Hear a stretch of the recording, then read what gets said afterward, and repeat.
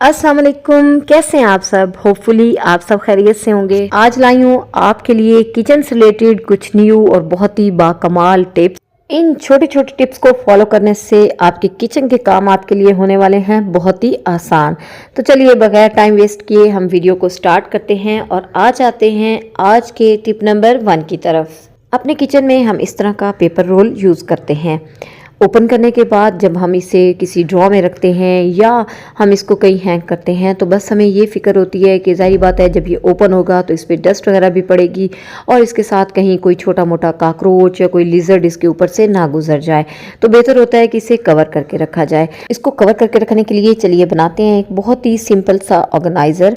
हमारे पास घर में इस तरह खाली प्लास्टिक की बॉटल्स होती हैं जिन्हें हम वेस्ट समझ के फेंक देते हैं, लेकिन यही बॉटल्स हमारे काफ़ी काम आ सकती हैं। मैं आपको इनसे बहुत सारे ऑर्गेनाइज़र बनाना बता चुकी हूँ।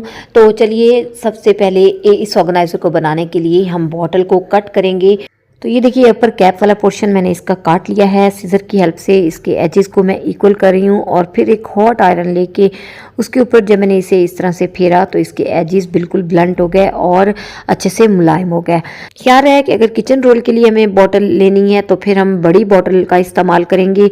अगर छोटा टिश्यू रोल है तो फिर उसके लिए स्मॉल बॉटल से भी काम चल सकता है। अब नेक्स्ट स्टेप में हमें करना ये है कि एक सीजर या कटर की हेल्प से इसको ऊपर से लेके नीचे तक एक साइड से कट लगा लेना है। तो सिंपल फॉर्म में तो ऑलमोस्ट ये तैयार हो गया। इसको मज़ीद थोड़ा सा खूबसूरत बनाने के लिए मेरे पास ये पेपर टेप थी, ये मैंने इसके किनारों पे लगा दी है। सारे एंड्स जिनको मैंने काटा हुआ था उन पे मैंने ये पेपर टेप लगाई और उसके बाद ये मेरे पास कुछ स्टार स्टिकर्स थे, इनको भी मैंने इसके ऊपर लगा दिया। तो ये देखिए इसकी फाइनल लुक अब ये बहुत ही अच्छा लग रहा है। बस अब मैंने इसके अंदर डाल दिया है ये किचन टॉवल रोल।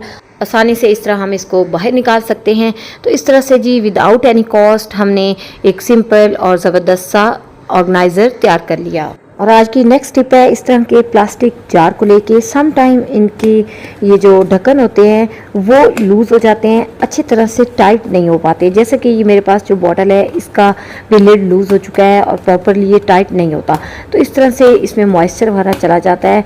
इसको दोबारा से टाइट करने के लिए एक सिंपल सी टिप आपको देने लगी हूँ कि आपने एक रबर बैंड ले लेना है और इसके जो नेक है उस पर इस तरह से आपने रबर बैंड को चढ़ा देना है। अब आप ढक्कन को दोबारा से बंद करें। ये देखिए ये टाइटली बंद हो गया। तो इस तरह एक छोटी सी ट्रिक को यूज करते हुए अगर आपकी भी किसी जार का ढक्कन लूज हो गया है तो उसे आप दोबारा से टाइट कर सकते हैं। सब्ज़ मिर्चों का इस्तेमाल हम अपने खानों में तो करते ही हैं और जब हम इन्हें कट करना पड़ता है तो हमारे हाथों को ये जलन करना शुरू कर देती हैं। स्पेशली जिन लोगों की स्किन बहुत सेंसिटिव होती है उनको तो ये बहुत ही ज़्यादा जलन करती हैं। तो इससे बचने के लिए आप ये कर सकते हैं कि आप किचन सीजर की हेल्प से इनको कट कर लें या इनको कट करने से पहले आप अपने हाथों पर थोड़ा सा मस्टर्ड ऑयल यानी सरसों का तेल लगा लें और फिर आप मिर्चों को कट करें। तो इस तरह से ये आपके हाथों को जलन नहीं करेंगी। सपोज अगर आपने ऑयल नहीं लगाया और मिर्चें आपके हाथों को काट रही हैं तो फिर आपने करना ये है कि एक बाउल में आप पानी लें और उसमें डाल लें चंद कतरे नील के, वही नील जो हम सफ़ेद कपड़ों में चमक लाने के लिए यूज़ करते हैं। और फिर अपने हाथों को इस बाउल में डिप करें तकरीबन 3 से 4 मिनट। जितनी भी जलन होगी वो बिल्कुल ख़त्म हो जाएगी और आपके हाथ दोबारा से नॉर्मल हो जाएंगे। चलिए बढ़ते हैं अब नेक्स्ट टिप की तरफ। सम टाइम जब हम अपने बर्तनों को वॉश करते हैं तो उसके बाद हमें उनमें हल्की हल्की स्मेल फील होती है।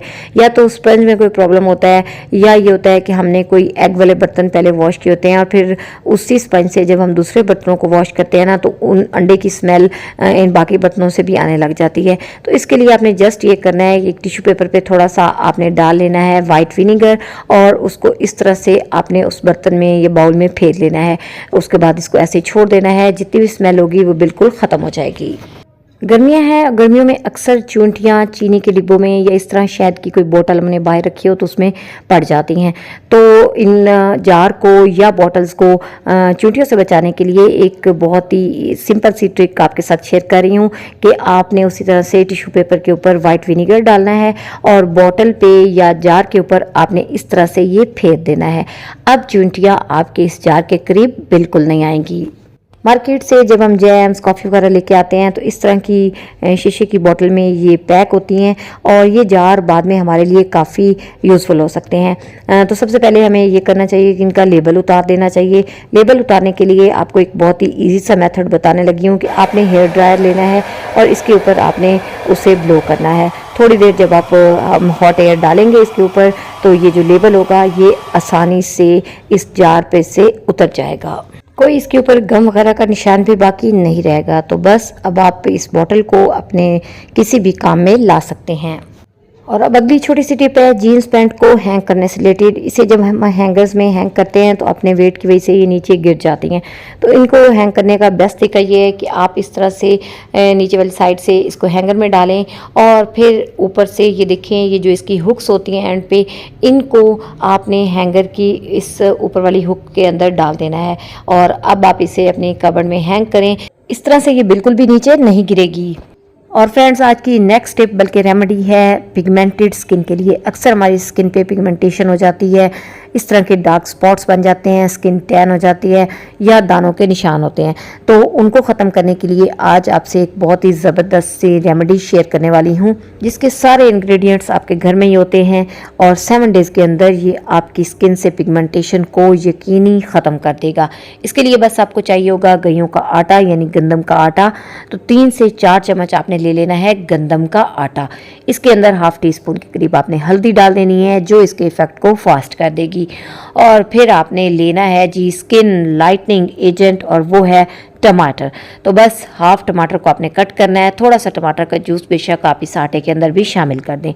अब आपने इस टमाटर पे इस आटे को लगाना है और अपनी स्किन को वॉश करने के बाद इस तरह से आपने सर्कुलर मोशन में जो पिगमेंटेड एरिया होंगे या पूरे फेस पे आपने इसको रब करना है। 3 से 4 मिनट आप इसको रब करेंगे, तकरीबन उतनी देर जितनी देर में ये टमाटर बिल्कुल घिस नहीं जाता।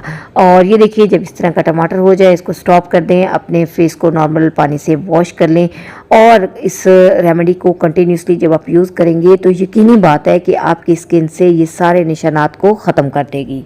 अगर स्किन पे पिगमेंटेशन बहुत डार्क है और आप फास्ट इफेक्ट चाहते हैं तो फिर एक पैक भी इसी का बना लें। वही इंग्रेडिएंट हो गए यानी गइयों का आटा आपने 2 चम्मच लेना है, उसके अंदर आपने हाफ टी स्पून के करीब हल्दी डाल देनी है। मिक्स करके आपने इसके अंदर हाफ लेमन का जूस डाल देना है अगर आपकी स्किन लेमन जूस से सेंसिटिव नहीं है तो। और फिर इसके अंदर 2 चम्मच के करीब आपने दही डालनी है और लास्ट पे आपने इसके अंदर 2 से 3 चम्मच डाल देने हैं जी टोमेटो जूस या प्यूरी के और अच्छे से मिक्स कर लेना है। लीजिए ये पैक हमारा तैयार हो गया। अब इसको आपने अपने फेस पे अप्लाई कर लेना है। अच्छे से अप्लाई करने के बाद 20 मिनट्स के लिए आपने इसको छोड़ देना है। 20 मिनट्स के बाद ये हल्का हल्का ड्राई भी हो चुका होगा। अपने फेस को गीला कर लेंगे पानी से और इसको हल्के हाथों से रब करेंगे। रब करने के बाद आपने नॉर्मल पानी से फेस वॉश कर लेना है।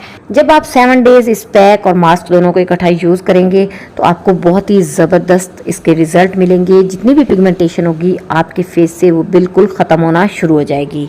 तो बस ये थी आज की वीडियो। उम्मीद है आपके लिए ये सारी टिप्स यूज़फुल रहेंगी। अगर इनमें से कोई भी आपको पसंद आए तो फिर लाइक करना और चैनल को सब्सक्राइब करना मत भूलिएगा। इंशाल्लाह फिर मिलूंगी नेक्स्ट वीडियो। तक के लिए अल्लाह हाफिज़।